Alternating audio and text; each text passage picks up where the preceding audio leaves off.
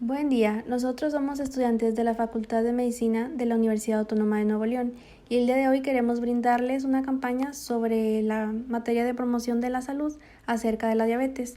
Para ello trajimos a diversos invitados que nos ayudarán a hacerlo más entendible para el público en general.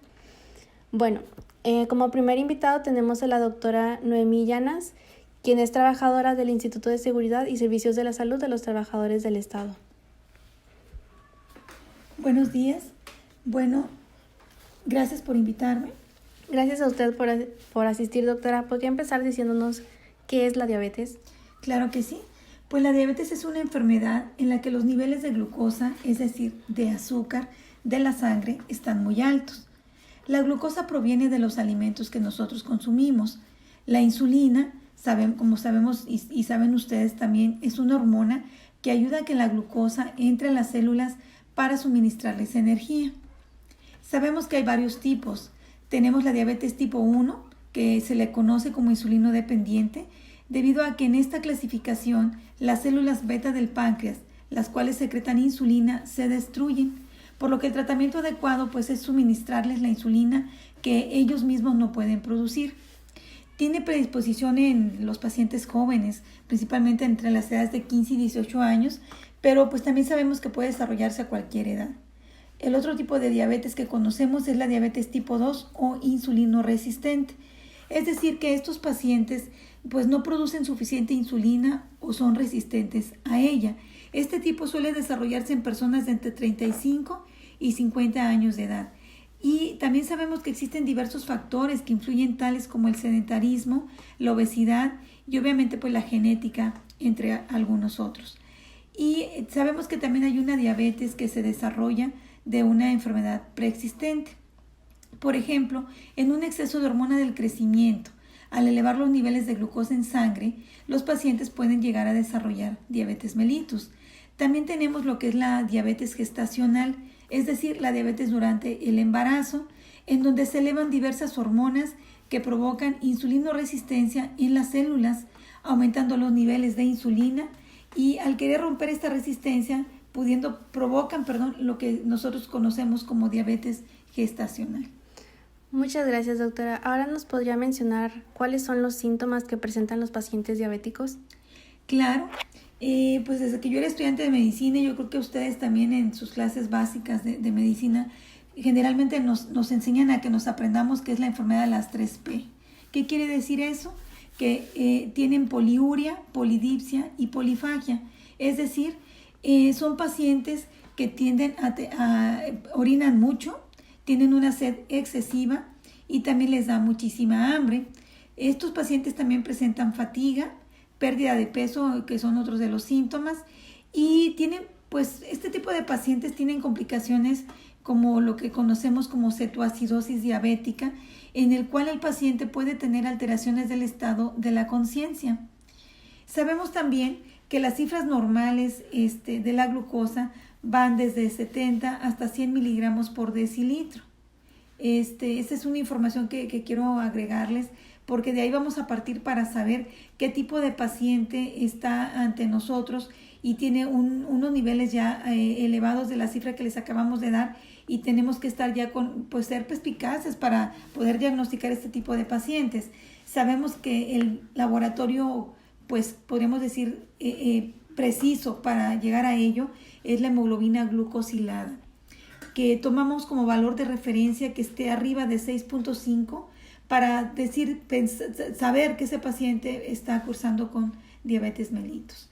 Entonces sí es importante que nosotros a nuestros pacientes, aparte de interrogarlos y de preguntarles la sintomatología, pues les hagamos un examen de laboratorio, porque con eso vamos a tener tanto lo que nosotros vemos al explorarlo y al preguntarle y al interrogarlo, y ya vamos a corroborarlo pues con nuestro examen de laboratorio para llegar al diagnóstico pues más adecuado y preciso para darles el tratamiento oportuno.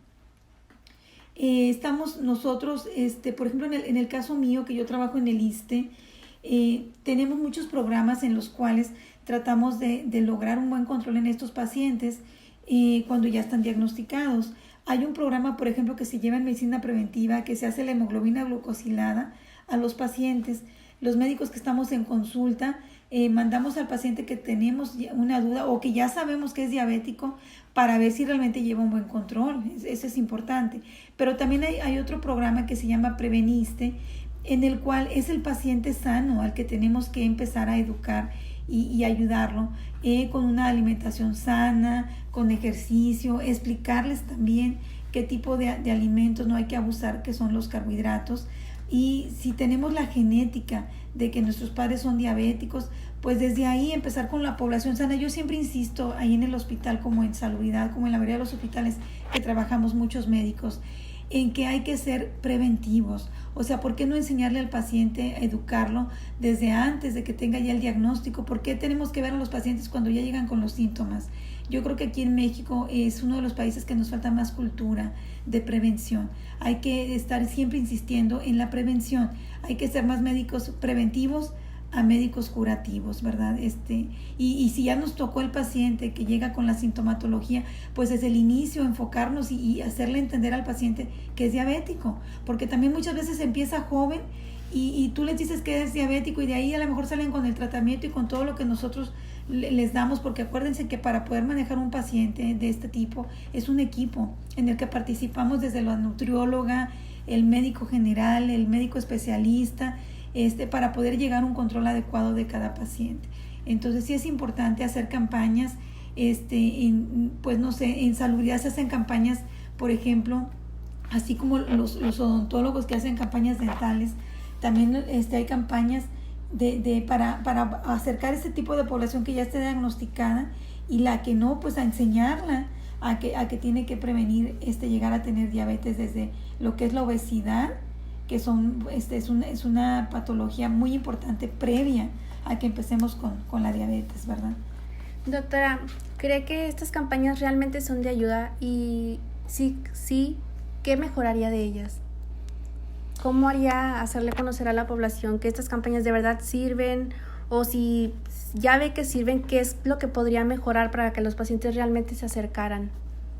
Pues lo primero hay que darles difusión, ¿verdad? A través del radio, del Facebook. Ahora que se usan mucho las redes sociales, pues usar las redes sociales con ese fin.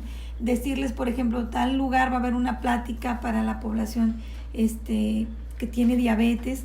¿Para qué? Para que se acerquen y vayan conociendo poco a poco lo que es su enfermedad y logren prevenir principalmente lo que son las complicaciones. Siempre hay que estar insistiendo a los pacientes diabéticos que se cuiden, ¿verdad? No es igual ver un paciente cuidado a un paciente que no se atiende y que no se cuida correctamente, ¿verdad? Luego son los pacientes que vienen con complicaciones y nos preocupamos muchísimo que cada vez hay gente más joven con amputaciones, gente más joven con problemas de retinopatía diabética, mucha gente joven con problemas renales. Ahora con lo de la epidemia que estamos viviendo, esta pandemia, nos damos cuenta que una de la población que más afecta el virus es a los pacientes nefrópatas. Entonces, y la mayoría de ellos tienen la insuficiencia renal por diabetes. Claro que también otros la tienen por la hipertensión, pero sí un punto muy, muy importante es enseñar a los pacientes diabéticos a que tengan una alimentación balanceada, que lleven también un tratamiento adecuado y que mantengan su peso en lo más óptimo para que puedan evitar con ello pues las complicaciones. Entonces, al punto que tú me dices de las campañas y de los programas, pues sí hay, pero tenemos que estar educando cada vez más a la población que realmente tome este tipo de programas, este tipo de pláticas, y tratar de convencerla para que se acerquen y para que eviten con ello pues las complicaciones, ¿verdad? Que nadie queremos ver en este tipo de pacientes. Ok, muchas gracias, doctora.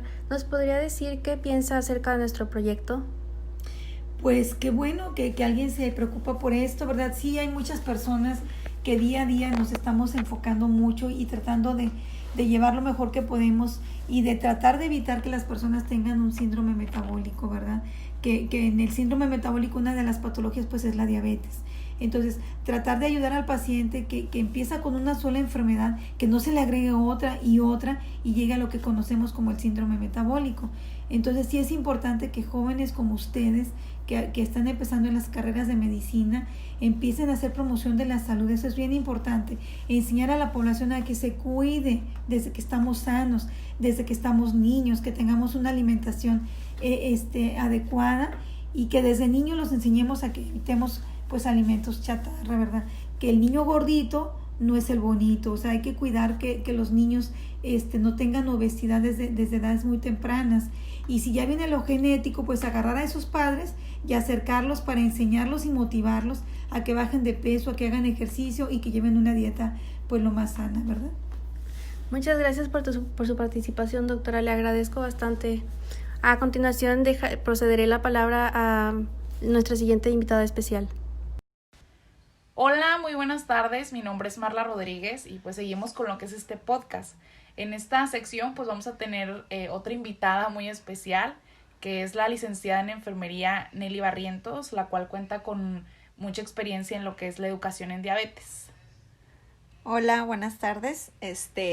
Bueno, aquí ya me presentó la señorita. Mi nombre es Nelly Barrientos y pues yo me dedico precisamente a atender pacientes ya con diagnóstico de diabetes y darles una educación en cuanto a su enfermedad. Ok, bueno, hablando de la institución donde tú trabajas, que es una institución que viene por parte del Instituto Mexicano del Seguro Social, ¿cuál es el nombre, disculpa? La unidad de nosotros se llama Unidad de Control Metabólico Ambulatorio y es un proyecto nuevo para el instituto. Este proyecto es un plan piloto, el cual el instituto, pues viendo las necesidades que hay en nuestra población, vemos que está muy alto el porcentaje de pacientes ya con diagnóstico de diabetes y pues que cada vez están siendo personas más jóvenes las que se detectan con esta enfermedad crónica. Entonces, dentro de este proyecto, nosotros nos dedicamos a llevar la atención en banda. ¿Qué es esto de atención en banda? En donde el paciente llega y es atendido por un equipo multidisciplinario. Al llegar se le atiende por el médico, termina su consulta con el médico, inmediatamente pasa a nutrición, ya que lo ve la nutrióloga, pasa lo que es al servicio de psicología. Después de que lo ve psicología, pasa a la unidad de rehabilitación. Después de la unidad de rehabilitación también les elaboramos lo que es un electrocardiograma y un estudio de fondo de fotografía de fondo de retina. Uh-huh. Y después pasa a los talleres. En estos talleres de educación, que es donde nosotros enfermería nos encontramos, en estos talleres pues les damos clases teórico-prácticas a los pacientes sobre su tratamiento, sobre el cuidado de sus pies, sobre el automonitoreo que él debe de llevar en casa, sobre los cuidados de la insulina, los cuidados que debe de llevar de la alimentación. También llevan un taller de nutrición en donde en este taller tal cual el paciente prepara sus alimentos. Ahí hay un técnico en cocina en donde preparan las porciones adecuadas, en las cuales pues toda la atención es totalmente personalizada, donde el paciente lleva su dieta individual y en base a su dieta, aunque sea el mismo alimento que van a preparar para todos, pero cada quien se sirve sus porciones de acuerdo a su indicación que él ya haya tenido por parte del nutriólogo. Pero pues ya no, ahora sí que ya no es lo mismo que el paciente nada más lo vea en un papelito escrito a que ya lo vea ya algo práctico, ¿no? Donde él ya lo está preparando, porque no es lo mismo que te digan, te vas a comer 100 gramos de carne, en donde tú dices, pues 100 gramos, pues ¿cuánto será, no? Ahora sí que no vamos a cargar la báscula para donde vayamos. Más sin embargo, aquí no, aquí el paciente pues se le enseña de manera que él ya lo ve de manera visual. Él hace esas porciones de acuerdo a lo que él se le haya indicado. Y aparte, pues igual en cuanto a su tratamiento médico, pues se le enseña que él tenga el conocimiento de cómo funcionan los tratamientos médicos, tanto tabletas como insulinas, que sepa la importancia de llevarlas a cabo. Y también pues aquí que el paciente tenga el conocimiento de cómo va a reaccionar ahora sí que ante la situación de una alta o baja de glucosa, si lo va a poder manejar en casa, si va a tener que acudir a un servicio de urgencias. Entonces, pues todo este proyecto ahora sí que es nuevo, ¿verdad? De hecho, mucha gente no lo conoce todavía. Y me impresiona que venga de parte del IMSS, de todo lo que... Sí, ya sé. De hecho, mucha gente cuando los pacientes acuden ahí, de hecho llegan y así como que, oiga, ¿y cuánto nos van a cobrar, no? Porque pues obviamente pues somos algo nuevo y ahora sí que la ventaja que tenemos es de que el paciente llega y llega a veces con otra expectativa. El paciente llega pensando que va a ser lo mismo de, ahora sí que como tú mencionas, ¿verdad? Y como yo creo que cree toda la gente, ¿no? De que llega al IMSS y ya vamos con la espada desenvainada. Pero no, más sin embargo el proyecto realmente es muy bonito. El paciente termina enamorándose del proyecto, a veces ya no se quieren ir, porque con nosotros solamente duran 4 meses, de 4 a 6 meses. Entonces, el paciente pues ya una vez, ahora sí que ya controló sus niveles de glucosa, pues ya el paciente se regresa a su unidad de medicina familiar en donde se le da continuidad a su tratamiento, pero ahora sí que ya va con todas las armas que se le dieron dentro de la unidad. Y la verdad, el paciente llega sorprendido, ¿no? Pensando de que, pues esto es particular, ¿no? Porque de hecho entran y hasta está las paredes pintadas de otro color, vean, no son las mismas los mismos colores ahora sí que conocemos del IMSS, el típico verde con beigecito donde vemos en todas las clínicas, no, es completamente diferente. También tenemos un área en donde es de rehabilitación. Este tipo de rehabilitación es una rehabilitación cardiovascular, en donde el paciente pues tenemos caminadoras, tenemos bicicletas elípticas. Entonces el paciente pues ahí ya con ayuda o ya con la consulta de la terapista y del médico en rehabilitación, ¿verdad? Y estando monitorizando sus signos vitales y sus glucosas, pues el paciente se les invita, ¿no? A formar grupos y en donde ellos acudan y hagan ejercicio ahí mismo con nosotros. Y dentro del grupo obviamente todo supervisado por el terapista y el médico en rehabilitación. Entonces, como te comento, es un programa ahora sí que muy completo, ¿verdad? Pero tenemos una gran desventaja, que es la primera unidad en toda la República Mexicana, conformada así de esta manera. Entonces, pues mucha gente todavía no la conoce, tenemos poquito, apenas es ahora sí que vamos casi terminando nuestro 3er año. Entonces, pues ahí vamos, ¿no? Ahí vamos. Ahorita que se nos vino todo esto de la pandemia, pues obviamente, pues nos hemos ido un poquito para abajo en cuestión de asistencia de los pacientes, porque pues como bien sabes, pues son pacientes que son vulnerables ante esta pandemia. Entonces, pues sí se nos ha ido un poquito para abajo lo que es el que el paciente esté acudiendo, pero pues obviamente ahí estamos al pie del cañón. Y el paciente, pues, tratamos de que quien pueda y asista. Quien no tiene los medios, son adultos mayores, tienen algunas otras patologías agregadas, pues tratamos de ahora sí que ahorita está lo de la receta resurtible. Entonces, ¿para qué? Para no exponer al paciente. Pero ahí estamos al pie del cañón. Ok, bueno, me parece muy interesante lo que es la institución donde tú estás laborando. Es un proyecto muy bonito que se dedica pues a lo que es esta enfermedad, al tema principal. Y pues bueno, ya siguiendo un poquito los temas de lo que se va a tratar este podcast, que viene siendo la prevención de diabetes, vamos a hablar un poquito sobre el diagnóstico.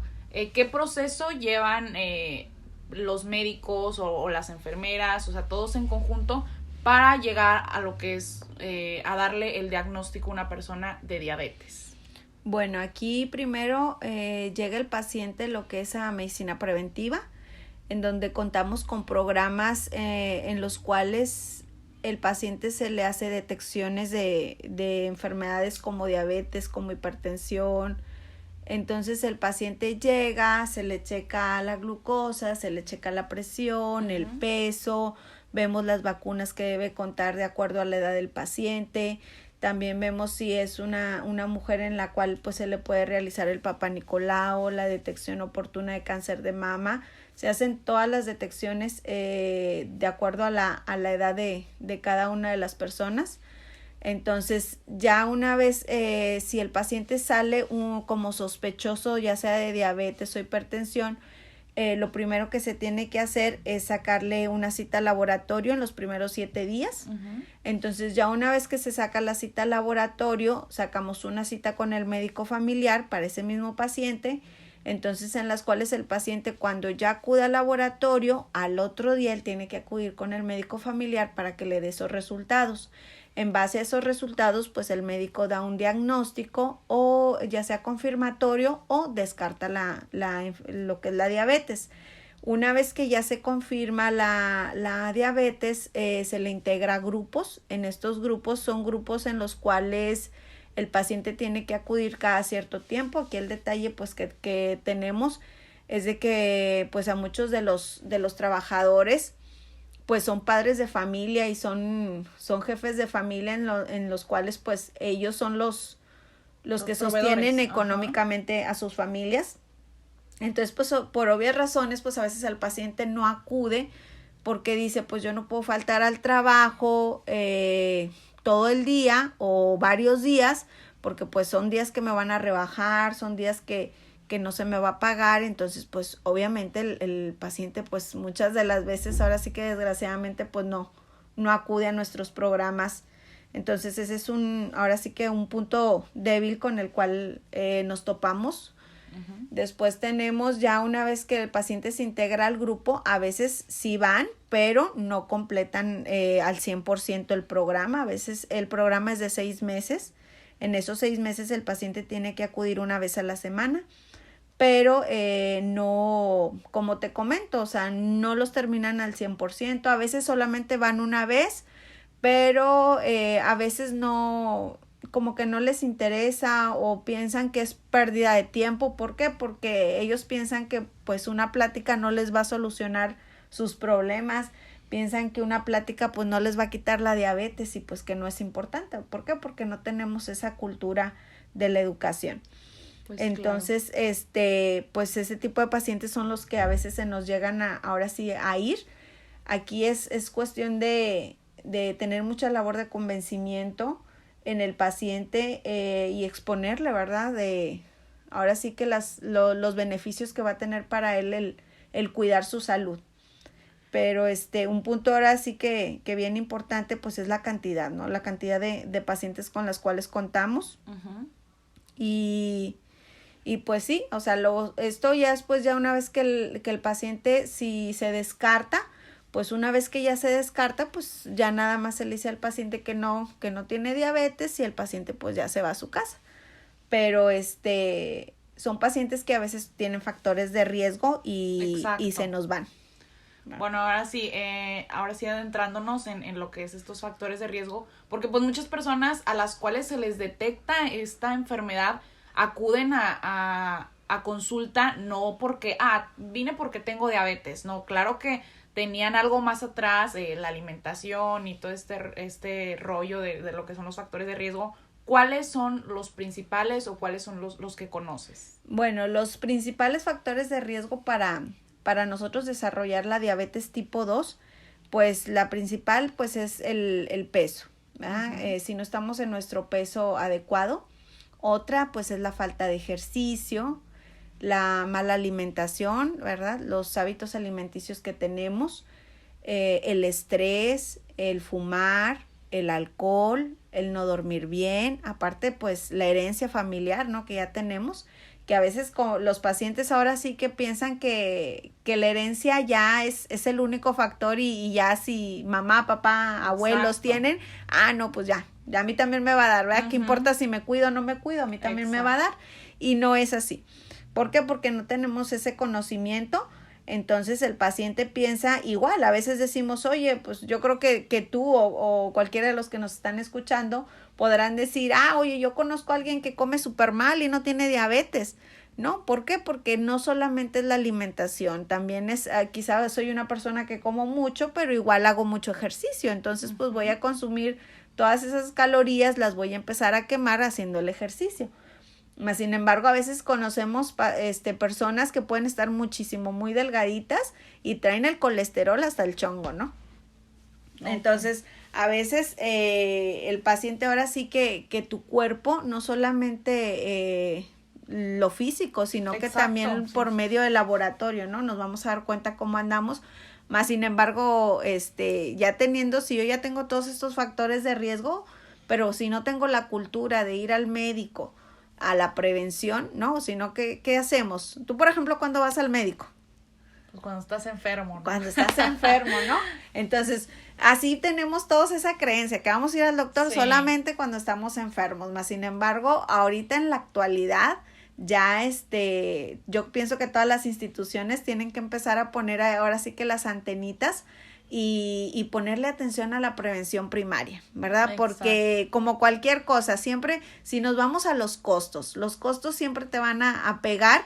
Si nosotros no ponemos atención en esa prevención primaria, pues imagínate cómo van a estar los hospitales saturados, ¿no? ¿Por qué? Porque, oye, si yo nunca le di educación a toda la población, ¿no? De que se tenía que cuidar, de que tenía que comer bien, más sin embargo vemos en la tele, vemos puros anuncios de comida, vemos puros anuncios de pasteles, de total, todo lo que tenemos a la mano, ya hasta la comida ya la podemos pedir en línea, ya ni siquiera tienes que ir al restaurante, ¿no? Sí. O sea, ya todo lo puedes pedir en línea, entonces todo eso es un factor muy importante en las personas, ¿verdad? O sea, ya ni siquiera vas a caminar para ir al restaurante, o sea, ya ni te bajas del coche, o sea, vas en el coche y ya van y te sirven ahí el plato, o sea, vas al cine, todo en el coche, o sea, ya ahorita ya cada vez caminamos menos. Entonces, ese es un factor también de riesgo bien importante, que es la falta, nada más acordémonos ahí muy bien, que es bien diferente la actividad física al ejercicio, porque a veces, ¿qué decimos? Oye, pues en la casa yo hago un chorro de ejercicio porque barro y trapeo y sacudo y ando para arriba y para abajo, y no, ese no es un ejercicio, sino lleva que tenga una frecuencia cardíaca determinada el paciente para empezar a quemar calorías. Y si eso no es con una frecuencia y en un tiempo determinado, pues no se considera como ejercicio, más sin embargo se considera como una actividad física que es muy diferente. Okay. Entonces, pero muchas veces, pues no tenemos ese conocimiento, y como personas, pues decimos, no, pues sí, si hago ejercicio, corro nada más para seguir al de los elotes, ¿no? O para el camión cuando se me hace tarde. Entonces, esas, ahora sí que eso ya no es ejercicio, ¿verdad? No. Y aparte, pues te vas a echar el elote o no sé, si alcanzaste al del pan, pues peor, ¿verdad? Sí. Entonces, pues todo esto son factores de riesgo que cada vez son más predominantes en la población. Cada vez lo vemos más. Ahorita ya vas tú, yo creo que si le preguntas a la población, yo creo que el 98% de la gente que tú le puedas llegar a preguntar, todos te van a decir que tienen un familiar o un conocido o alguien en su círculo social que tiene diabetes, ¿no? Uh-huh. Más sin embargo, a veces nosotros mismos podemos andar caminando por las calles y pensar que estamos bien, y luego nos llega alguien y me hacen un dextrosis por medio de los programas estos de Prevenims que te comentaba hace rato. Entonces te hacen te dicen, oye, traes la glucosa alta, y uno que dice, ay, no, hombre, son los del IMSS, ¿no? No saben. Sí, claro, porque uno como persona normal, te imaginas a una persona enferma, te la imaginas mal, que se siente mal. No, yo no puedo estar enfermo si no me siento mal. Entonces, pues son cosas, estos factores son cosas donde la gente que nos escucha y pues todos los demás deben de tener ahí un foquito rojo de estar revisando pues todos estos factores de riesgo. Así es, y acudir al médico a la prevención, ¿no? O sea, uh-huh. El tener esa cultura de decir, oye, pues déjame, voy a checar a ver cómo ando, ¿va? Y no irnos solamente cuando estamos enfermos. Igual, los pacientes, ya ves que ahorita ya vas a las clínicas y cada escalón que subes te dice tantas calorías, cada escalón. ¿Por qué? Porque ya todo el mundo corremos al elevador. Uh-huh. Entonces, esos son puntos bien importantes. A veces la población a veces vamos como acompañantes de algún paciente que va a atenderse alguna enfermedad, y vamos como acompañantes, entonces aquí es donde aprovechamos los programas y agarramos a toda la gente, entonces aquí es donde empezamos a hacer esas detecciones, que obviamente, como bien mencionas tú, a veces el paciente piensa que, dice, no, pues si yo estoy joven, ¿verdad? Pensamos que la diabetes es una enfermedad de viejitos. Exacto. ¿Verdad? Bueno, ahora sí, con toda la experiencia y con todo lo que ahorita me estás contando, ¿qué actitudes o alguna experiencia que tú tengas con algún paciente o pacientes sobre qué actitudes tienen desde el diagnóstico hasta en el tratamiento? ¿Realmente lo siguen, no lo siguen? ¿Lo siguen más las personas jóvenes o las personas de la tercera edad? Ok, de hecho, como te comenté, hay personas que, por ejemplo, les hacen el diagnóstico y es llorar. ¿Por qué llorar? Porque a veces tenemos en la familia, no sé, quizá mi abuelo, algún tío, algún conocido decir, oye, pues mi abuelo murió y ahora sí que murió a pedacitos, ¿no? Primero le cortaron una pierna y luego la otra, luego perdió la vista, luego el riñón y total que vimos deteriorar a esa persona. Entonces llegan conmigo y me dicen, oye, ¿tienes diabetes? Pues yo ya me estoy proyectando, ¿no? Yo ya me estoy viendo en esa persona y ya estoy diciendo, híjole, pues ya, o sea, me están sentenciando a la muerte. Más sin embargo, hay pacientes que pueden tener diabetes y a veces vivir hasta más que cualquier otra persona, ¿no? Exacto. Siempre y cuando lleven un buen control de su enfermedad. Pero pues todo eso bien, el paciente tiene que estar bien educado. Ok. Y en tu institución donde tú laboras, ¿qué tantos pacientes hay? ¿Hay pacientes que son, qué niveles? ¿Existen más pacientes jóvenes o más pacientes que son adultos mayores ya? Mira, ahorita desgraciadamente hay mucho paciente joven, ¿sí? De hecho, cada vez más jóvenes con la diabetes tipo 2. Pero, como te comento, a veces son pacientes que no están detectados todavía, o sea que el paciente todavía no sabe que tiene diabetes. Entonces, nosotros la población con la que contamos, pues la verdad está muy equilibrada en cuanto a edades, pero más sin embargo, con la persona, con el adulto mayor, como tiene un poquito de más tiempo, ¿por qué? Porque ya son jubilados, pensionados. Entonces, de manera que tiene un poquito más de tiempo para acudir, ¿no? Acudir a los servicios, acudir a sus consultas, a las pláticas. Pero cuando el paciente es joven, a veces nos topamos con mucha apatía por parte del paciente. De manera que el paciente dice, no, pues es que a mí no me interesa, no quiero, o sea, no me va a pasar nada, yo estoy joven. De algo me voy a morir. De algo me voy a morir. ¿verdad? Entonces, a veces nos topamos con esto, otras veces nos topamos con que el paciente sí quiere ponerle las ganas, sí quiere poner el empeño en su cuidado a la salud, pero ¿con qué se topa el paciente? Con lo que te comentaba hace rato, en su empresa no los dejan salir, pues son padres de familia, entonces pues no pueden estar ahora sí que sacando de su economía para tratamientos y todo, y pues el paciente deja los medicamentos porque pues no acude a la consulta, nadie le da información, entonces el paciente pues se pierde, ¿no? Y se empieza a deteriorar y ya acude al médico cuando ya trae una complicación. Ok, bueno, ya hablando un poquito más de proyectos, ¿qué proyectos conoces que traten sobre la prevención de esta enfermedad? Ok, mira, en cuanto a la prevención, te digo, dentro del instituto, pues es el Prevenims, hay otro que se llama MEPEC o Vida Saludable también.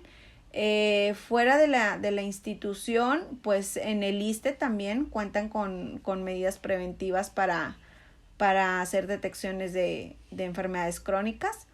En el medio privado también existe. Aquí el detalle con todo esto es como te comento, la cultura que tenemos como personas de que va a ir al médico hasta que estamos enfermas. Entonces no acudimos y aunque existan muchos programas, si no tenemos el conocimiento y no tenemos la cultura, pues los desaprovechamos, ¿no? Exacto, porque pues por más armas que pueda tener una persona, si no quiere o no quiere principalmente, sí. Pues no va a poder por la mejor educación que tú le des o por las herramientas que tú le puedas dar, pues no va a funcionar. Así es. Bueno, acerca de ¿qué tú le podrías mejorar a estas instituciones o qué retroalimentación le tienes a estas instituciones? ¿Dónde ves tú un fallo? Pues aquí no es tanto como fallo, sino que a veces, ahora sí que nuestro talón de Aquiles o nuestra debilidad que tenemos como institución Uh-huh. es el nivel de la cantidad de población con la que nosotros tenemos que atender, ¿no? Que es una cantidad bastante elevada. Uh-huh. Entonces el paciente pues tenemos ahora sí que verlo en cuestiones de tiempo, y a veces el paciente pues no se va con la información completa o se va con muchas dudas, o el paciente no tiene esa apertura con el personal y le da pena preguntar, o quizá dice el paciente, no, pero pues yo creo que el médico se equivocó y no busca otras opciones, y nos quedamos total con lo que dice el vecino, lo que dice el primo, lo que dice mi mamá, ¿verdad? Uh-huh. Y no nos vamos con lo que dice el médico, lo que dice la enfermera o el profesional en la salud, ¿no? Entonces, más que nada es eso, es empoderar al paciente en cuanto a su educación en salud.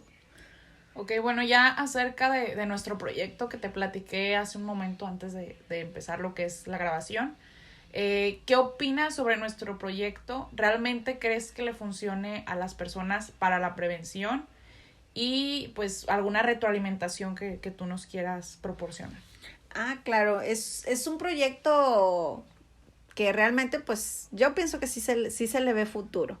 Uh-huh. ¿Por qué? Porque como te comentaba hace rato, ¿no? Ese tipo de población que es adulto joven, que está en una edad reproductiva, que está en una edad productiva económicamente para la sociedad, pues son los pacientes que como te comentaba, a veces en los trabajos pues no les dan permiso. Entonces, más sin embargo, si tú vas y ofreces este proyecto que me estás aquí enseñando, aquí mostrando, vas y lo ofreces a las empresas, pues a la empresa viéndolo ahora sí que de la manera económica, pues es algo que a la larga a él le va a dar mucho fruto. ¿Por qué? Exacto. Porque quizá yo al paciente o a mi personal, con riesgos. Ajá, a mi personal, quizá que todavía no tiene ninguna enfermedad, pero lo voy a empezar a involucrar, que se involucre en su salud, que el paciente se tome el tiempo, ¿no? De cuidar su salud y la de su familia, ¿verdad? Porque acuérdate que ya si se educa el paciente, ya educaste a toda la familia. ¿Por qué? Exacto. Porque el mismo paciente va a ir pasando esa información. Uh-huh. Entonces, es un proyecto muy, muy bueno y se le ve futuro en cuestión de que ese tipo de pacientes, como te digo, como institución, a veces son los que menos acuden a las instituciones de salud. ¿Por qué? Porque pensamos que por el hecho de estar aparentemente sanos y de estar jóvenes, pues no nos va a dar ninguna enfermedad en ese momento. Entonces, pero esa enfermedad, ahora sí que esa salud no es solamente por el hecho de que yo estoy joven, sino que por el hecho de los hábitos alimenticios o de los estilos de vida que yo llevo en mi vida. Entonces, esto es bien importante que ellos tengan ese conocimiento y que sepan cómo llevarlo a cabo, ¿verdad? Porque no es me quiero poner a dieta y dejo la tortilla y el pan, ¿no? Y sí. La coca.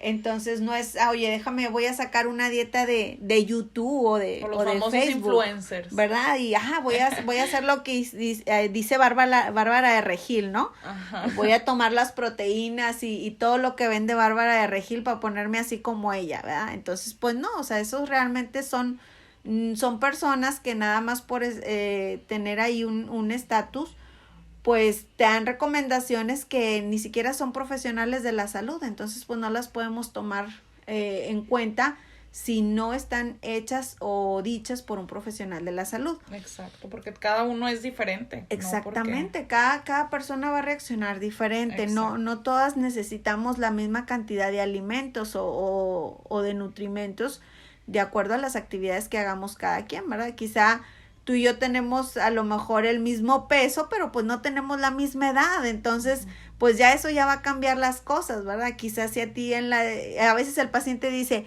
no, es que yo no me quiero poner a dieta, más sin embargo no es llevar una dieta, sino que llevar una sana alimentación. Sí, porque se está acostumbrando a decir dieta y me tengo que restringir todo. Sí, pensamos que estar a dieta es tomar pura agua, ¿no? Ajá. ¿Verdad? Y dices, no, oye, pues, ¿cómo va a vivir de pura agua? Y quieren que haga ejercicio y pues no, sí. Entonces, más sin embargo, es aquí, como bien comentas aquí en tu proyecto, empoderar ahora sí que a cada una de las personas Sí. y que tomen en cuenta los factores de riesgo que tiene cada uno de ellos, que como te comento, en la actualidad ya todos tenemos de cajón alguno, ya sea el estrés, ya sea el sobrepeso, ya sea la falta de actividad física, el estrés, que ahorita está al tope, ¿no? Todo esto del estrés.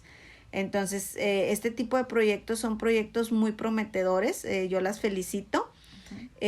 Aquí es cuestión de que ustedes como profesionales de la salud, pues ahora sí que se pongan las pilas y tengan mucha paciencia, ¿no? Porque se van a topar de todo. Y cuando me refiero a que se van a topar de todo, va a haber quien va a sentarse y va a empezar a decir, no, pero pues a mí para qué me va a servir esto si yo no estoy enfermo, exacto, ¿verdad?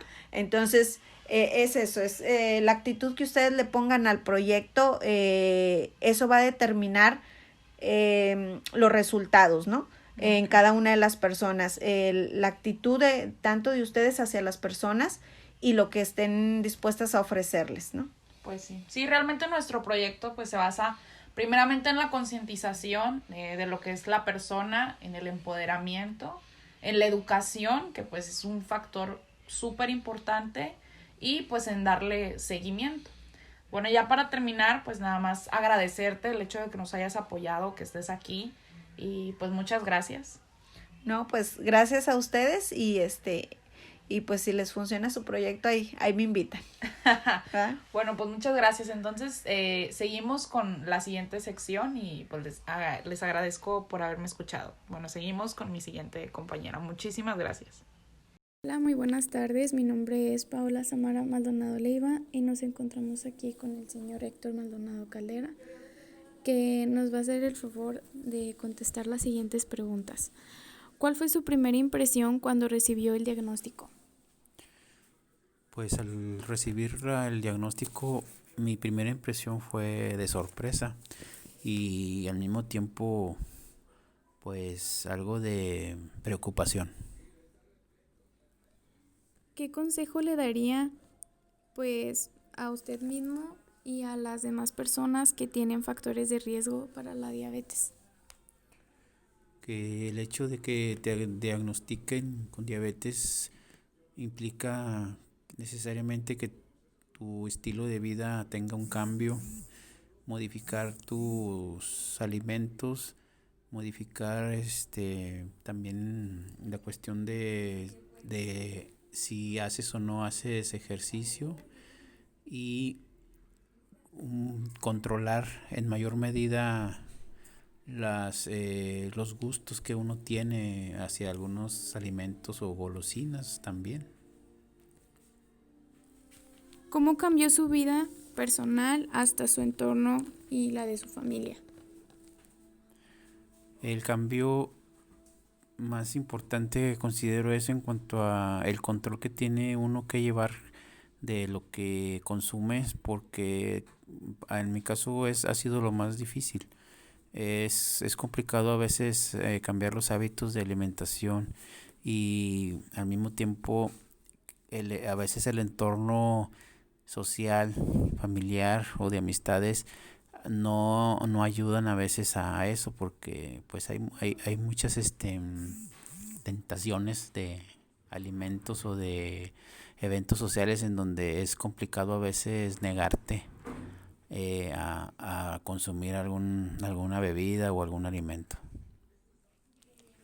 ¿Qué opina de nuestro proyecto? ¿Considera que es una buena herramienta de educación en salud para las personas? Por supuesto que sí.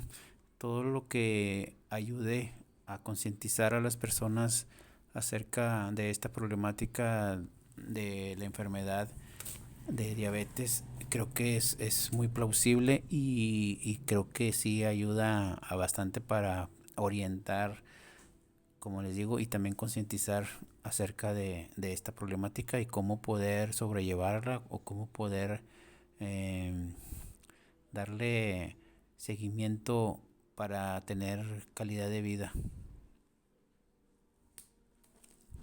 Bueno, muchas gracias. Esto sería todo.